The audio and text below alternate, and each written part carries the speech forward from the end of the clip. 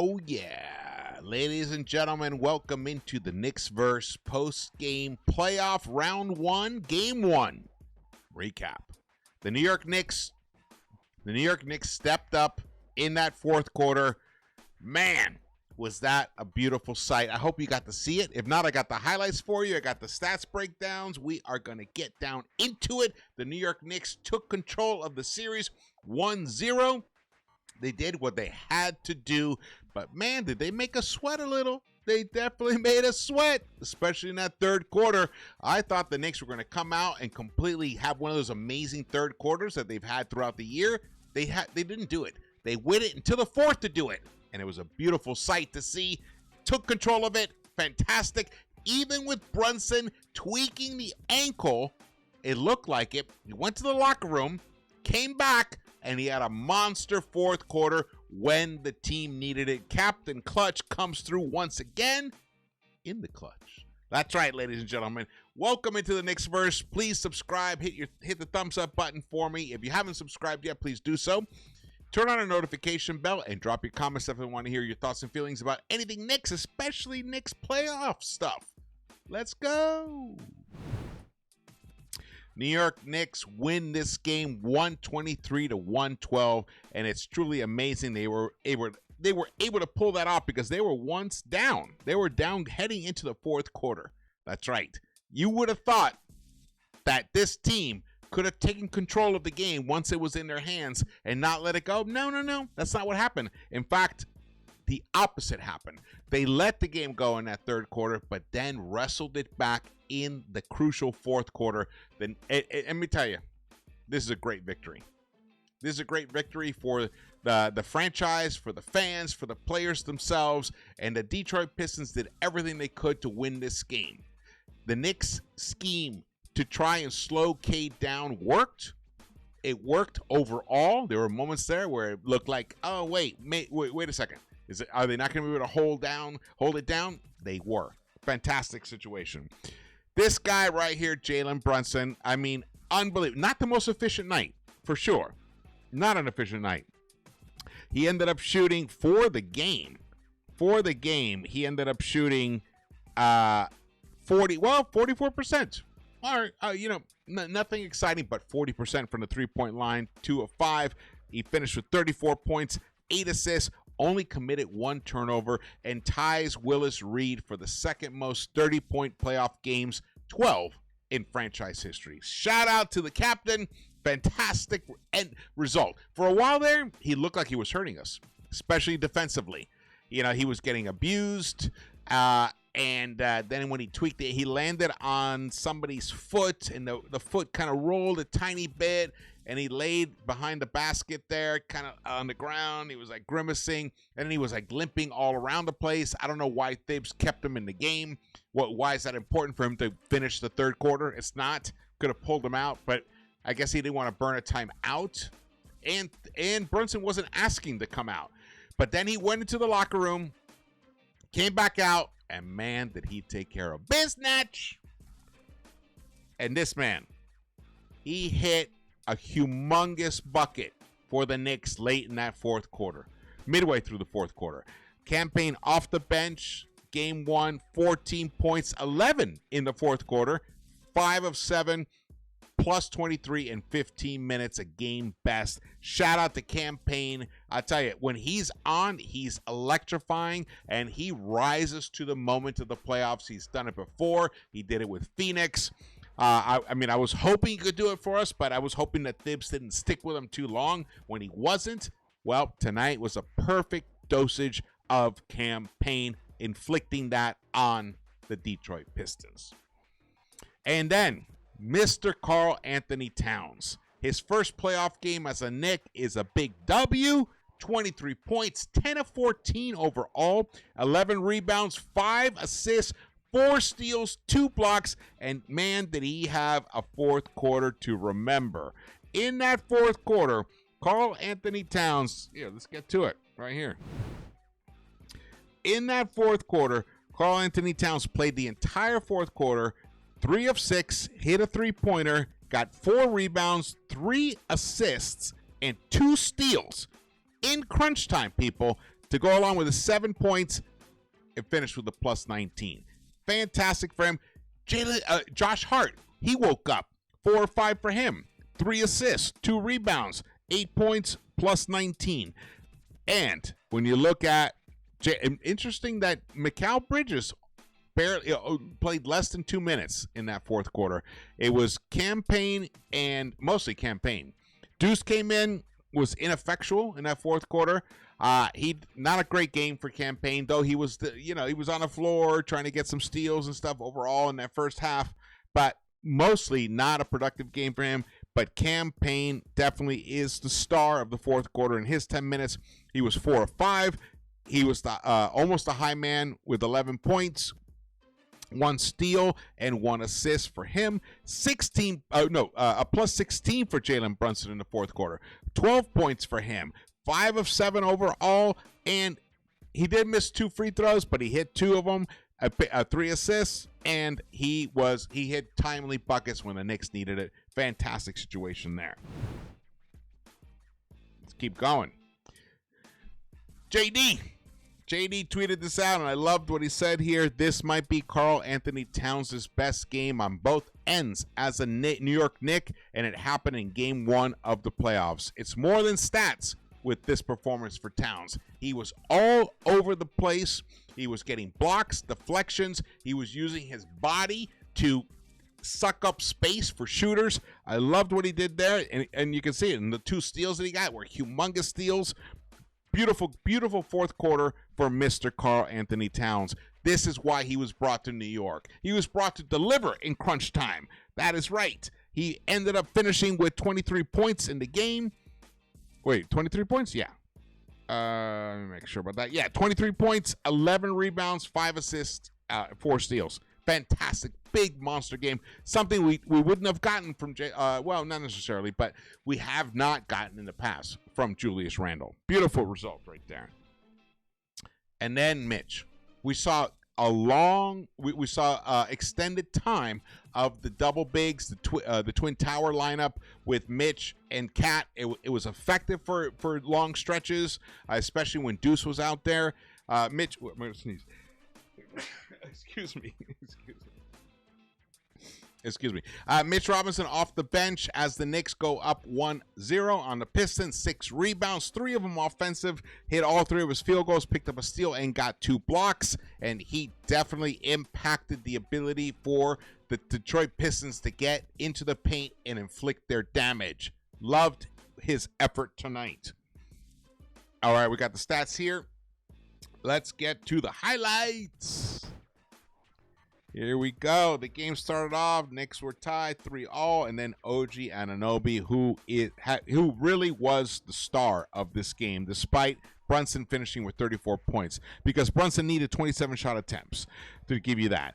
OG, 23 points on 8 of 18 shooting, 3 of 8 from the three-point line, hit all 4 of his free throws, 7 rebounds, 5 steals, 2 blocks, and played outstanding defense on Cade Cunningham.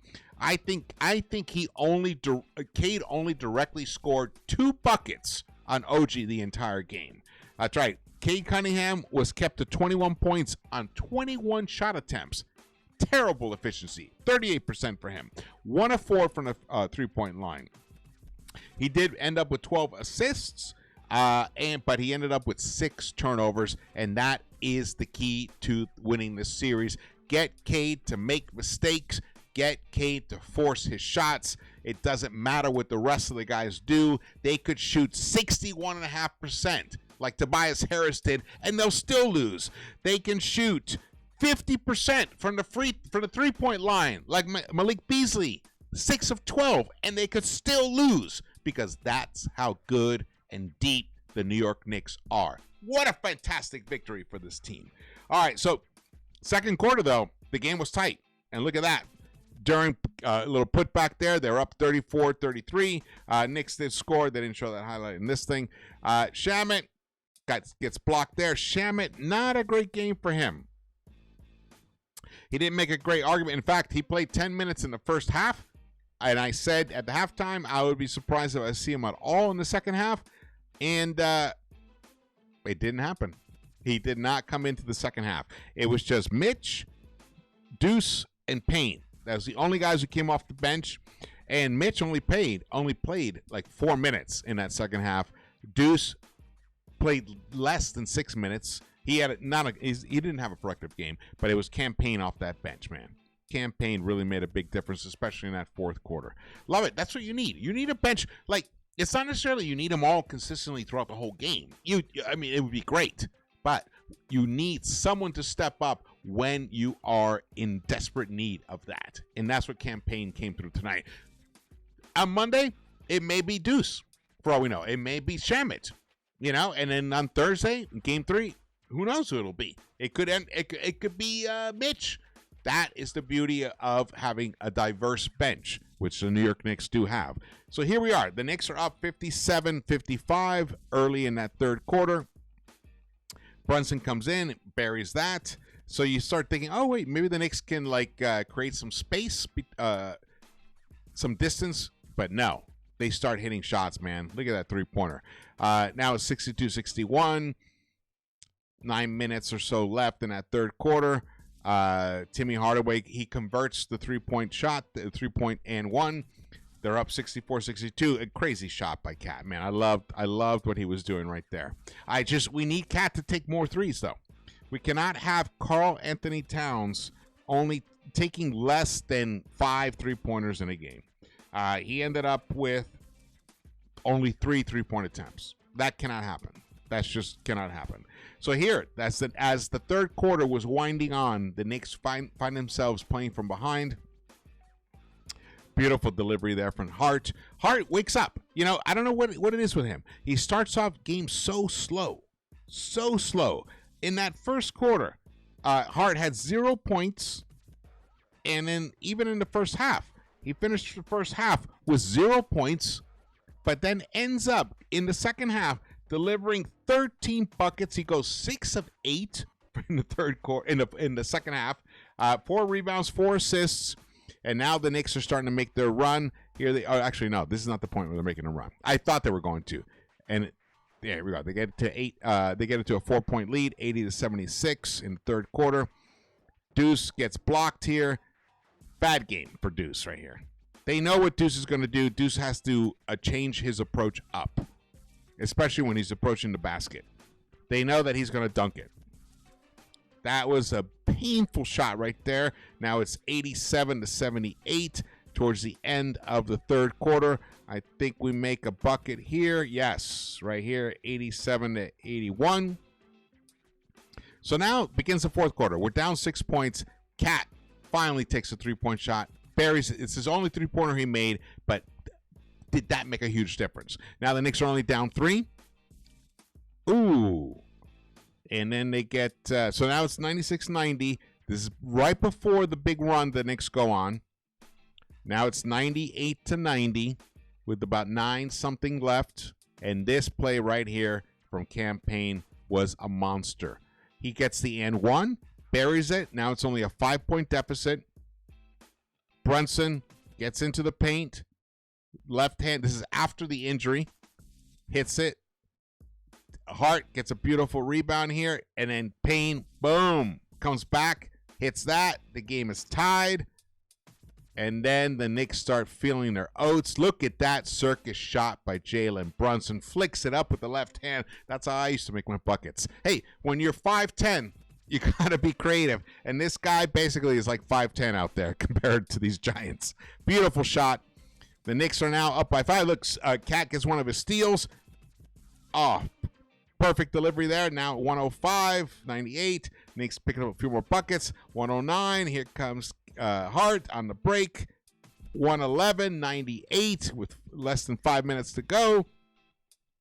Beasley, of course, was a beast. I told you he was 5 of 10 overall from the three-point line in this game.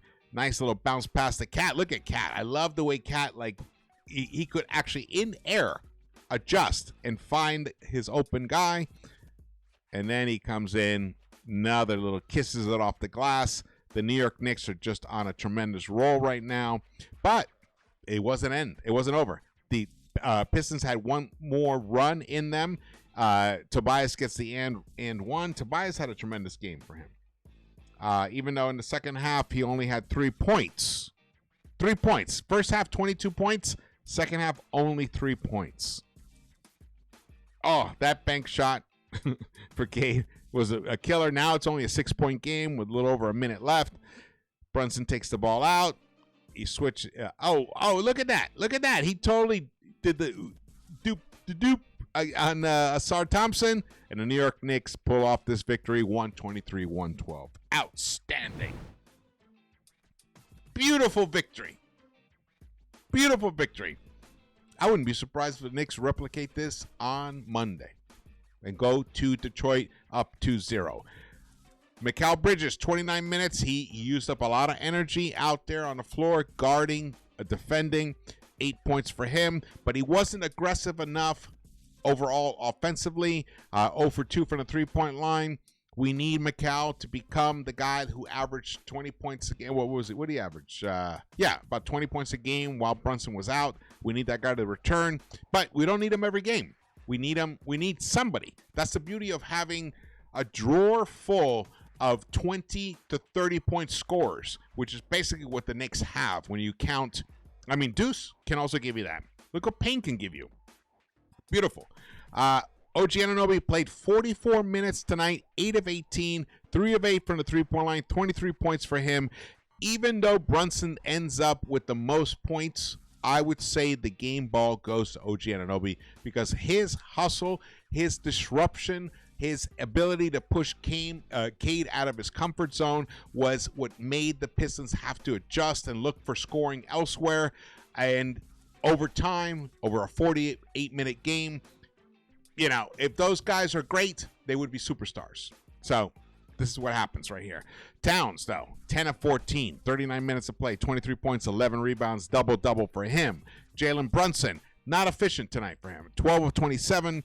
What did he end up shooting for the whole game? 12 of 27 is 44%. Not atrocious as it was before.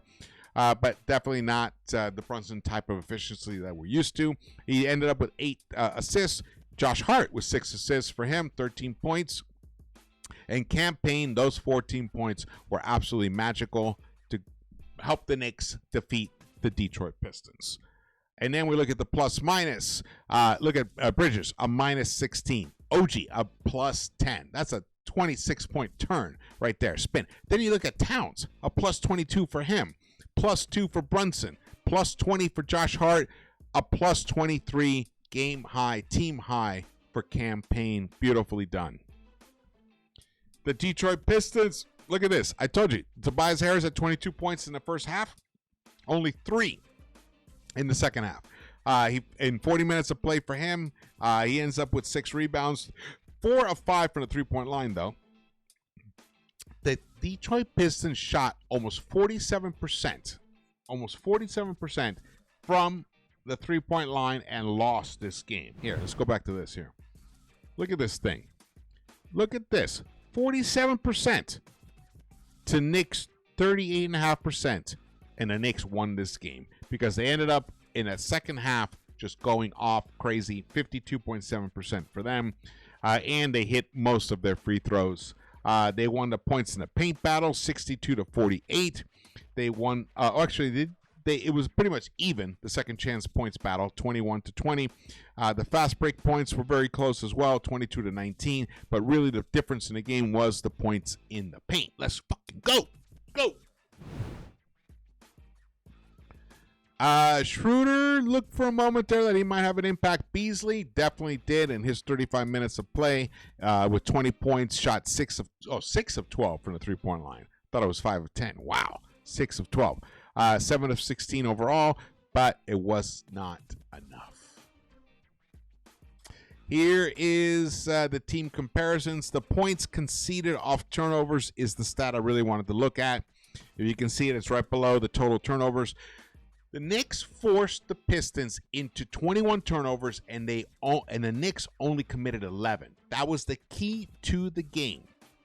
Protect the ball and force the Pistons to commit turnovers, to make mistakes. They did it, and they came away with the victory. Beautifully done.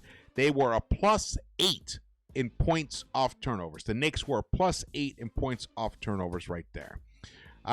What else is here to note? The rebounding battle was pretty much the same, 37-36, pretty much of a wash right there. Assists, the Knicks won that 26-23. Though we do want to see the Knicks need to shoot more threes overall. They only attempted 26 3-point shots, connected on 10 of them. I mean, it's 38.5% is a really good percentage for a team overall. But man, if the Knicks had attempted like another 10 3-point attempts, this game could have been over in the third quarter. So that's one thing the Knicks have to work together as a unit to increase their 3-point shooting output, especially if they get past these Detroit Pistons in the first round. When they go to face in the second round, any opponent they're going to face, which would probably be the Boston Celtics, they have to attempt more 3-point shots. I know that sounds like a broken record, but I have to keep repeating it because maybe at some point somebody will hear this, somebody that it'll have some sway with this team, because that is just not going to cut it eventually. I'd say, one thing, major point of note here. The Detroit Pistons thought they could win the shot attempts battle. They lost it tonight, 86-93. The Knicks attempted 7 more shot attempts and connected on 8 more shots in totality. And that's why they won this game going away, 123-112. Let's go! Let's go! I love it! I love it! Game 1 in the books. Game 2 soon to come. The New York Knicks are here. They are here. And we do not even know what this team is truly capable of doing. We have no idea. Everyone out there might think they know what this team is capable of or not capable of. But the truth is, you have no clue. Because this team has been together barely a season. Barely a season. And their captain was gone for 15 games. Cat was missing games. OG was missing games. The bench was barely used throughout most of the season. And there was no Mitch Robinson. And Mitch Robinson came into this game and he helped. His defensive presence helped embolden the rest of the Knicks on the court. Well, OG didn't need it, but the rest of the guys on the court to lift their defensive game. That's how they were able to go on a 21-0 run in the fourth quarter when it mattered the most. That is called dominance. That is called getting stops when you need them. Beautifully done. That is the mark of a champion. I am telling you guys, this team has the ingredients. We shall see if they can keep bringing this fourth quarter effort throughout the game. I want to see it more all 3 quarters. I want to see it all 3 quarters, and you're going to need it, especially when you go up against the boys in green, the men in green up in Massachusetts.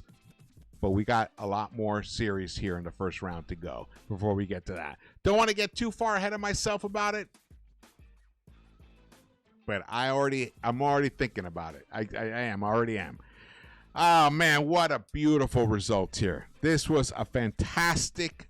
I love the way the Knicks just flipped the switch and just took over. And it was every single player that was out on the court in that fourth quarter contributing to winning basketball, making the right plays, making the hustle plays. Karl-Anthony Towns out there getting steals, getting blocks. OG Anunoby just suffocating Cade Cunningham. Fantastic campaign coming out on the wings and hitting big 3-pointers, driving to the basket, finishing. Loved all of it. This is wonderful, wonderful ingredients that are actually being utilized properly, I would say. So shout out to Thibs in that case right now. Shout out to Thibs. Could he have gone to the big lineup a little earlier in the game and maybe gone a little longer with the Deuce, Brunson, with the double big lineup and whoever else you want to be the 5th guy? I think he could have done a little more than that, but in the end, the Knicks got the big W. They got the big run that they were waiting for. I thought that 21-0 run was going to happen in that third quarter, because the Knicks have come out throughout the season when they've had these weird up and down first halves where they actually build a lead and then give it away, or they let the lead just completely dwindle, or they're battling from behind and they come out and just like spank their opponent in the third quarter. That's what I was expecting. And when they came out and they didn't, I was never really concerned. I really believe that this team had this run in them, and then they just did it. Loved it. I loved it. I hope you guys enjoyed this thing. This is just game one. The Knicks need another 15 games to put the ring on the finger. Let's go. All right. Thank you so much for watching this. Again, my name is George. Please subscribe. Hit the thumbs up button for me. Drop your comments. I try to read them all. And I will see you around the Knicks-Verse. Let's go, game 2.